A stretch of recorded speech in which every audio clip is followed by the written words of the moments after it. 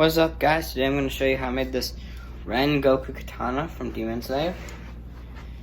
I love it. It's one of my favorite swords, and it is insanely easy to make. Very simple colors. And let's just get into it. So files are from D4 dimension, cut in 4 pieces, and it has little holes for 1.5mm rods. I printed all the pieces in just 4 pieces. It was the whole katana. And how I did that was, it didn't fit standing up, so I had to put it down, and I had to put it sideways on the build plate, so there was more space. And because I put it down, there was some supports generated here, because katanas are curved, so there would be supports.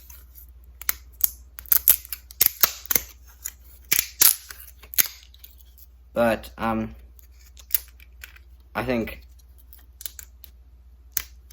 just turned out really good. The ride-in is really nice. So is the fire pattern, because the texture you can actually see and feel. It'll make it much easier to paint.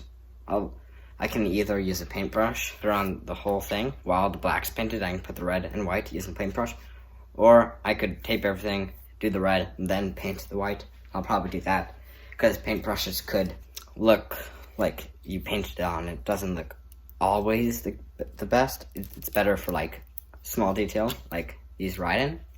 So I'm gonna put the 1.5 diameter metal rods inside.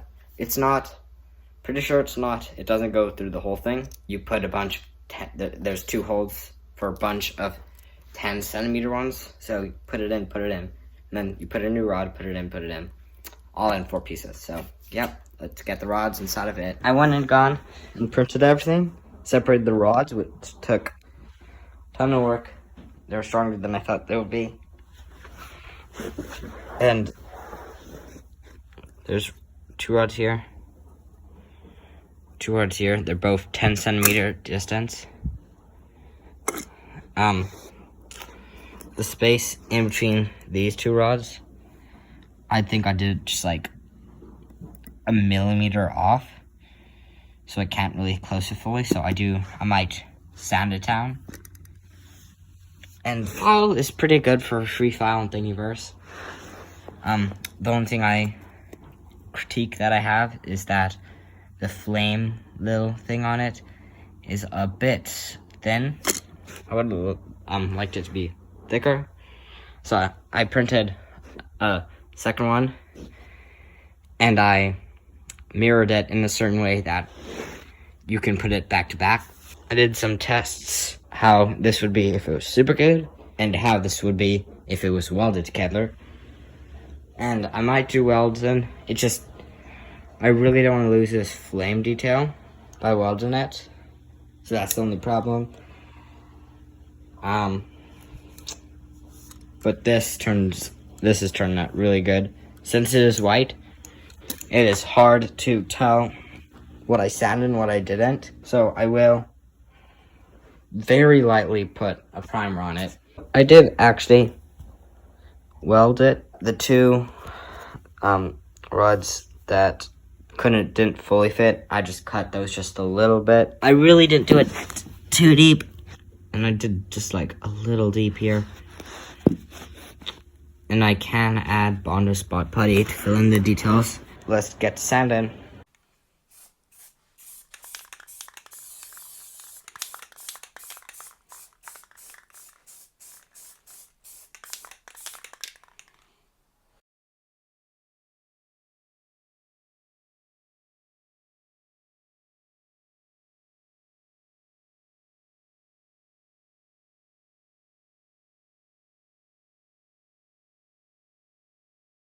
Okay, so just to break down the smoothing process, you're gonna want to get a lot of sandpaper and primer, filler primer, normal primer, Can primer. I've also seen people douse the whole thing in Bondo, or there's different things you can use. You can coat the whole thing in resin, which I wouldn't recommend. But you want to get sandpaper, primer. Now, because I used a white print, I printed this in white filament. It is really hard to see which parts you sanded and which parts you didn't. So I just spray the primer on first, and then you want to do 120 grit, and then right before you prime, do 220 grit. Or if your print is looking really good, you can do 220 grit just straight up, and then hit a primer. After that, you want to go and bring sandpaper, primer, until you don't see a bunch of layer lines. Now, I just finished doing 120 grit prime, and then 120 grit sandpaper, then 220 grit, and then primer. And there is some layer lines, just a little bit. After this, I'm gonna wet sand with 400 grit. Wet sanding is just when you get high the grits, and especially the primer helps with this too, will get stuck inside your sandpaper and it'll clog it up, and the sandpaper does not work anymore. So, wet sanding, you dip your water, sand, dip your piece of sandpaper in water, sand it again, just a little bit, takes turns, and then your sandpaper will essentially last longer. I usually go up to 600 grit. I might go up to 800 grit with this because it is shiny. I'm going to use Bondi Spot Putty to get the gaps in between that I melted to make it less visible with my, yep. Not going to show right now. Going to do wet sand 400 grit, prime wet sand, again, wait, 600 grit or 800 grit, and let's get this thing painted then.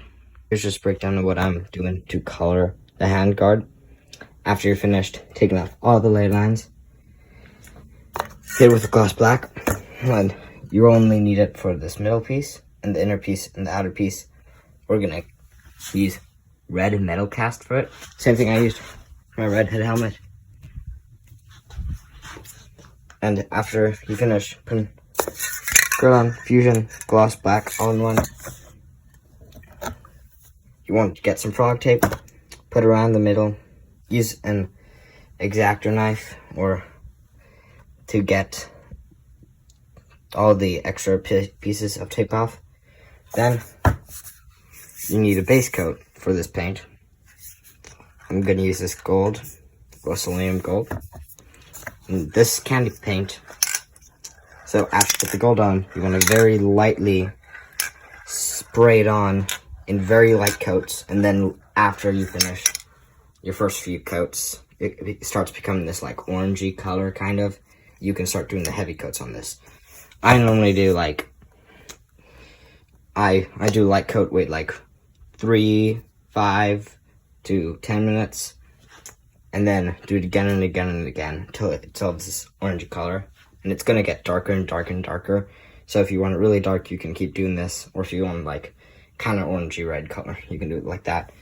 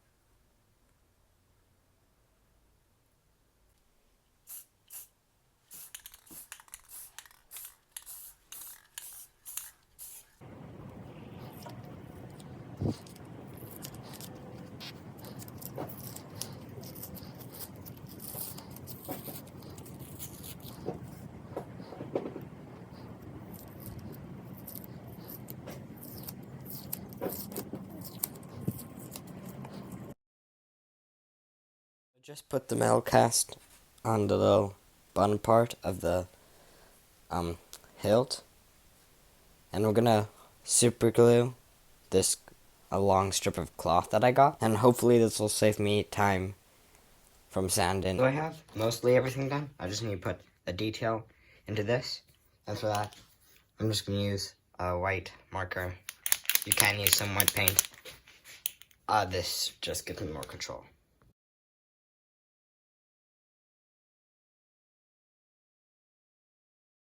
So, this whole Rengoku sword is complete. Now, just gonna go through a couple mistakes I made along the way.